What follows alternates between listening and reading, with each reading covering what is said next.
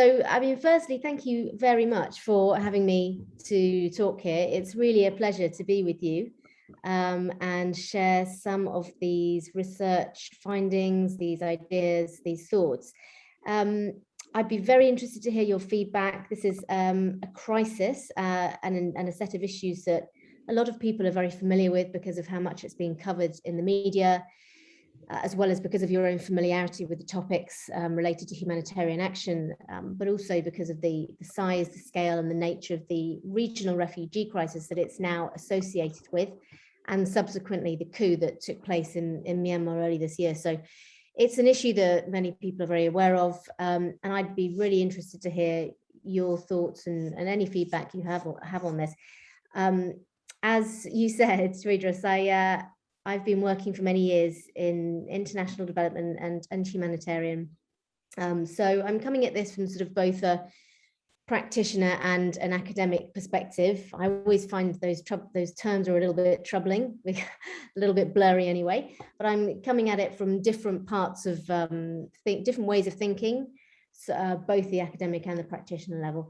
And where this sort of came from, where it originated, was from my experience in being part of the teams that managed humanitarian responses, but also my role coordinating aspects of the international humanitarian and development community during and after this crisis, and my observations on some of the drivers and the blockers and the relations and the phenomena that were informing how those relations were shaped and how those relations then in turn shaped the crisis itself with very real impact. So without saying any more, I'll start by giving you a little bit of an introduction to the research, and I'm really looking forward to the discussion afterwards.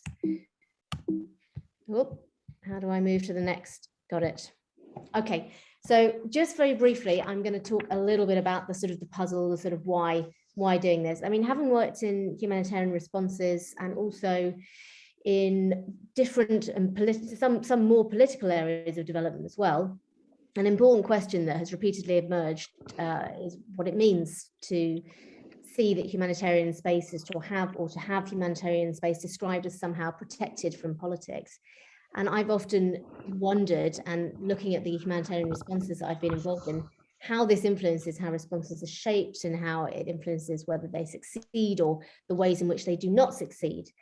And it's obviously true that humanitarian crises are anything. To say that they are anything but political is absolutely, it's not realistic, and it's also not new. They are deeply political, but they are still, as we know, in different ways seem to be governed by the humanitarian principles, which seem to kind of insulate them from the political in different ways. So my experience in Myanmar, I worked for many years in development policy there and humanitarian responses. And during those years, I observed a real sort of disconnect in the humanitarian response, but particularly in the Rohingya IDP crisis. And the Rohingya IDP crisis, there have been many challenges, rights discrimination and challenges for the Rohingya people over many decades. But the latest iteration of the crisis in Myanmar occurred in 2012, when there was violence between communities, and as a result there was a displacement of 140,000 people. So the international community response to this was one that ensured that the IDPs, those who were internally displaced by this violence and this conflict, had their basic needs met. But over time, it was regarded, the response, as having failed to have made any kind of real progress on reaching a stage at which the IDPs could return, and a stage at which the aid would stop being given, and effectively where the IDPs would return voluntarily to their homes or to other places. And as somebody who is engaged in the response, there seemed to be a real disconnect, as I said, between how the humanitarian response was expected to operate day to day and what the political realities were, which involved multiple assumptions about what works and very distinct ideas about what the crisis was. And this really led me to ask what causal role might have been played by norms and ideas in the crisis. And the literature shows, and I'll talk about this in a minute, that norms and ideas have been shown to be important, but I was particularly interested and wanted to know, having been involved in it myself, how they were causally impacting and how important they were in shaping the direction and the nature of the response, and to what extent it was succeeding or failing. So that's the background from it. And very broadly, the research finds that, yes, diverse norms and powerful ideas were in fact having significant effects on the trajectory of the response. They were shaping strategies, they were influencing advocacy and capacity to coordinate, they were informing language which reinforced how the crisis was understood, and they were effectively helping to typecast, to formulate the crisis in ways that pushed out different kinds of evidence about why the crisis was happening and why it was continuing. So the events of August 2017, when there were terrible atrocities against people in northern Rakhine, the Rohingya people in northern Rakhine, which resulted in the fleeing of over 700,000 refugees to Bangladesh, these acted as a bit of a stop, a critical juncture, and sort of reset how the crisis was seen. But in other ways, the different normative understandings of the principles and of what constituted humanitarian action, they continued. So this is what the paper finds, and I'll talk through a little bit of what this is about. And this picture here is a Tekke Pien camp in Sitwe Township, which is the capital of Rakhine State. So these barriers, there are layers of these barriers to control movement in and out of camps, and many of them have been in place for up to close to 10 years. So this is an example of the tiers of control which are put in place by the authorities and around which humanitarian actors are required to provide assistance. So just looking to the literature, and I've just touched briefly on this because it does provide the background to thinking about the role for norms and ideas. So as is widely acknowledged, humanitarianism has undergone a swathe of reforms in recent decades, including a politicization, a professionalization, an expansion in size, many more actors now, and also an expansion in remit as well to a development in humanitarian and now peace as well, expansion. So all to say that it's now a far more complex humanitarian setting, but it is in ways still understood to be governed by the humanitarian principles, which project a kind of a notion of space which is protected from politics. And as Thea and colleagues have said, which helps aid actors sometimes to place themselves outside of these complex institutional realities that the humanitarian responses are part of. And Michael Barnett says that there's that a lot of the variance in responses can be accounted for by different interpretations of the principles. And that's also an important thing to understand, thinking about this research and thinking about what's happened with the Rohingya crisis. One more thing, first of all, well, this was just a couple of, you'll be familiar with these, it's just a couple of examples of different depictions of the humanitarian sector or humanitarian system, as it were. You know, one's the cluster system on the left. One is the contemporary humanitarian system it's a diagram from Maxwell and Gelsdorf. So there are more actors here, as you can see. It's not quite the sort of ecosystem that's been described by some, but it is more populated. But I just put these up because there are so many interpretations and depictions of what the humanitarian sector looks like. It's quite nice to have a couple to think about as we're talking. And one more thing, one more reflection on the literature. That historically there's been a strong focus on the material causes of humanitarian failures. So literature which has looked at the causal role of strategic errors in failures, gaps in information causing failures in humanitarian responses, failures of coordination or insufficient capacity, and also abuse of power has been, as we all know, in recent years, a significant issue around humanitarian failures. And also failures relating to how the international political system itself is constrained in what it can do, particularly the UN Security Council.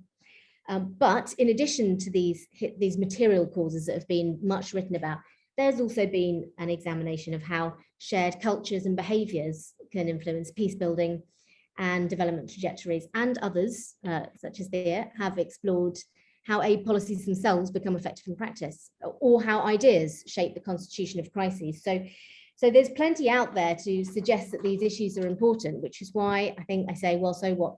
So yes, they have been shown to be important. And what I wanted to look at with this, and it was partly because of my experience of seeing how it unfolded myself day to day, I wanted to look into it in enough detail to try and understand how and in what ways norms and ideas matter, how important they are. And so this is basically an attempt to try and answer these questions through this case and thinking of norms and ideas as mechanisms. So, and one more thing I was going to say was that with regards to a crisis like this, my thinking was that if norms and ideas can be shown to have had a causal influence in the Rohingya response for IDPs, where material factors like the very competitive geopolitical dynamics and a very problematic national policy environment were widely known to be causal factors themselves, then maybe this would tell us something more about the importance of and how norms and ideas operate in shaping how responses evolve, and a little bit thinking with my policy hat on about what more we might be able to do about that. So this is just a very brief snapshot. I said earlier that I think many of you will be familiar with Myanmar. There were many decades, several decades of military regime and control, which featured long-standing human rights violations. And then there was this rapprochement between the military and the National League for Democracy, the political party, which was the opposition, which resulted in a shift, in multiple shifts in censorship, in rights abuses, and in many different policy areas and opening up of the country. But it's probably just enough to say that the easing of these rights abuses didn't extend to everybody. They didn't extend to all groups. And one of those groups, the Rohingya, whom we're talking about today, are excluded from citizenship, certainly from the citizenship that's enjoyed by others in the body politic in Myanmar. So they had not benefited from changes to the political environment in the same way. And in 2012, the violence that I mentioned earlier that occurred in central Rakhine resulted in this internal displacement of over 140,000 Rohingya and several thousand Rakhine Buddhists as well. So the immediate needs of people, of the IDPs, were met, but over time it came to be regarded as something of a non-success, because those IDPs that were there in 2012 are still very much there. And then of course over time, this became connected with the regional refugee crisis, which became a global issue and a global challenge. So that's the backdrop to the setting. And this picture is just one of the of Myanmar military delegates attending a parliament session in Naypyidaw, the political capital. And I just put this up because it's a reminder that the military have always been, the authorities, very present in discussions, particularly regarding Rakhine, but with the civilian government. And of course, now there's been a coup, which very much emphasizes just how much that has been the case. Okay, so I just wanted to set out what I'm suggesting clearly so that you can see. So the suggestion is that normative interpretations of principles and of humanitarian action and powerful ideas around the construction of the crisis significantly shaped the response, and that they regulated and constrained strategic choices. They shaped which actions were considered to be humanitarian and to be appropriate, that they shaped the boundaries of the crisis and limited it, and that they also constrained the ways in which coordination and advocacy could happen, and that these collectively were contributions to the failure of the crisis response. And the question is, can we show other ways to really unpack and show how these suggested norms and ideas were in operation and then were contributing to the way that the crisis unfolded? So in order to help explain the findings, I'm just going to speak very briefly, not to go into too much detail, on the methods. So, this is obviously an example of a protracted humanitarian crisis, which is a class of events that is sadly increasingly common. And a central factor which these crises share, these protracted crises share, is their duration, the length, which is significant. So the Rohingya IDP crisis is protracted. It's not unique, but it could be argued to be a significant case. It had occurred particularly in 2012 when the IDP crisis happened, the violence happened, and then the IDPs and the response occurred. It occurred over a period of intense social and political and economic change, at a time when the international community was re-engaging with a systematic provision of assistance for the first time in decades, really. And there was a real sort of collective consciousness about the need to ensure that the development that was happening was a success story. It was therefore perceived also as a bit of a blank slate. I think many people, many academics have suggested this as well, as people there on the ground, as it were, on the ground. And it was also seen as a bit of an opportunity to do things differently and in ways which avoided some of the previous problems. So that's the sort of, that's the kind of case it was. And the thinking is that the inability to resolve the crisis under these particular conditions, where there was quite a lot of optimism, but also quite a lot of commitment, might offer some important insights for wider understandings of why humanitarian responses do or don't work in other places. So that's the case. And then I just wanted to say a little bit about the approach. So the theoretical premise is that norms and ideas were in operation, and they were at work, and they were causally impacting on the crisis response. So the research is built around an existing theory. And the methods, and I won't go into this in great detail, but we can talk about it later if you like, but the methods use a combination of congruence and thematic analysis, which requires a series of steps to try and unpack why and how.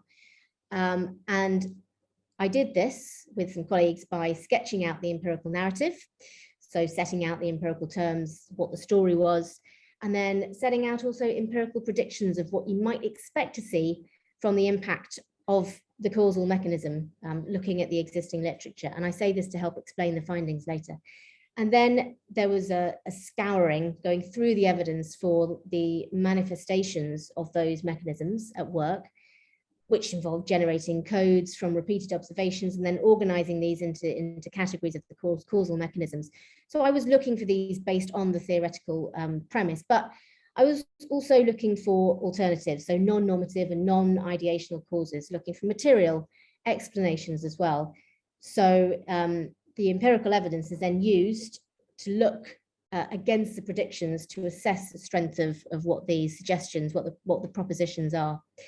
And the assumptions, by taking these steps, you've got some additional steps to try and look at why and how that evidence indicates a causal relationship. So on the data was drawn from documents and in-depth semi-structured interviews. So I've put 48. I think there were perhaps more than that, but that's what I counted up. And I was looking across UN resolutions and statements, letters, presidential statements, a whole range of things, and then the independent evaluations and assessments that were done as well, of which there were several, amongst others, parliamentary evidence reports as well.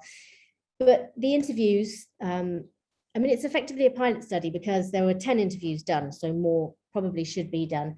And they were done with representatives of UN agencies, of INGOs, and also development partners. They were quite long interviews, and they were mostly a couple of hours each.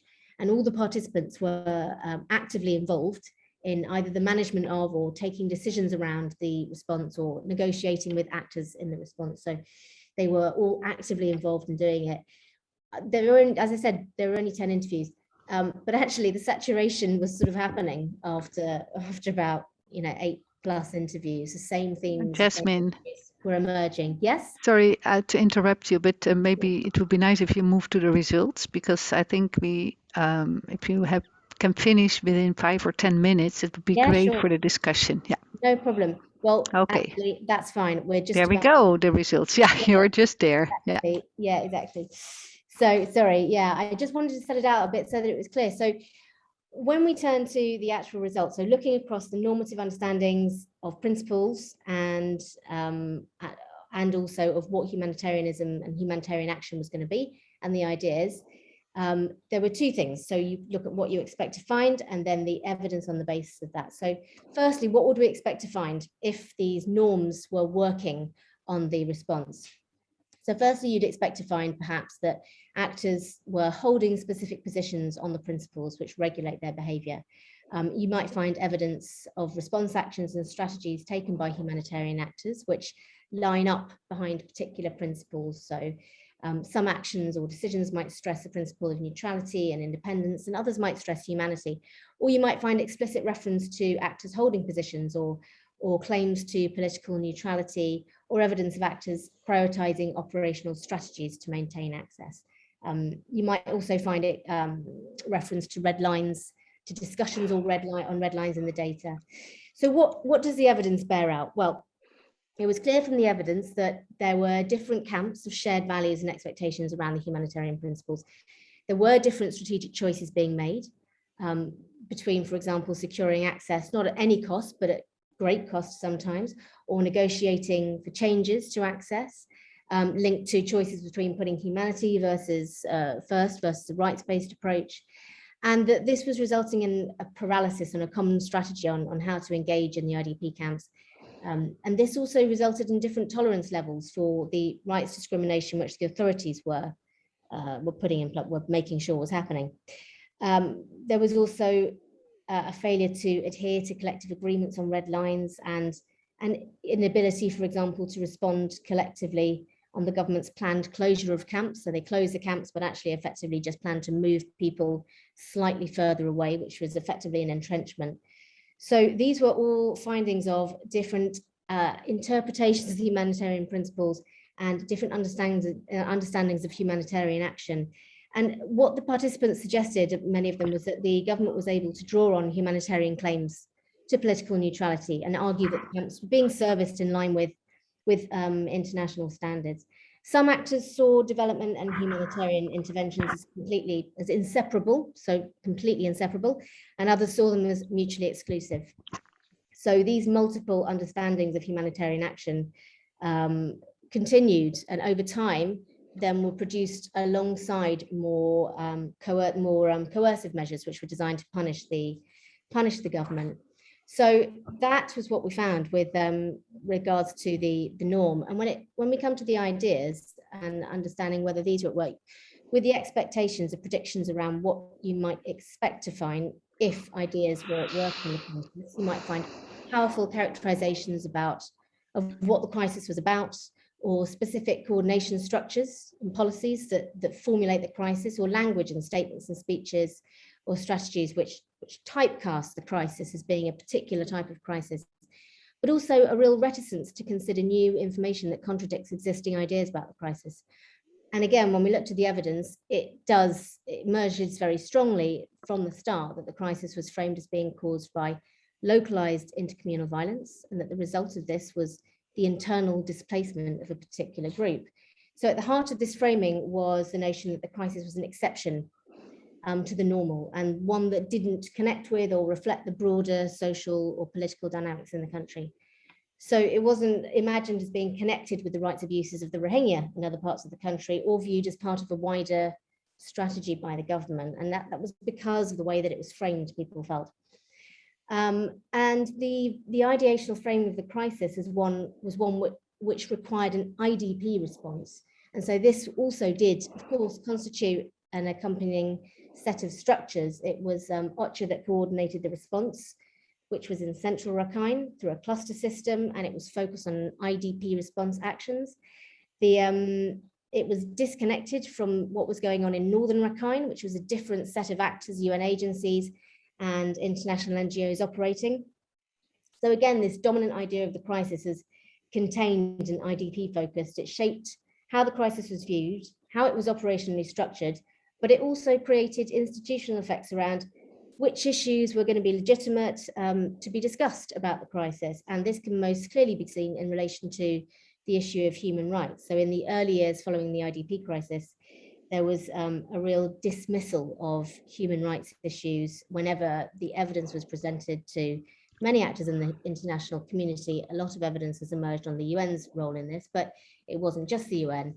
But the shaping of the crisis really allowed for those issues around human rights to be excluded fairly early on, and for it to be seen as a kind of depoliticized kind of IDP crisis. So that's looking across both of those. What I'd suggest is that, yes, both norms and ideas, because they were shaping how the principles were understood and regulating the behavior of actors, they were affecting the claims around political neutrality. The ideas, the framing at the start, meant a real exceptionist picture of temporary displacement, which was disjointed from the broader political and social dynamics. And this allowed the exclusion of events that were part of a wider and overtly political project.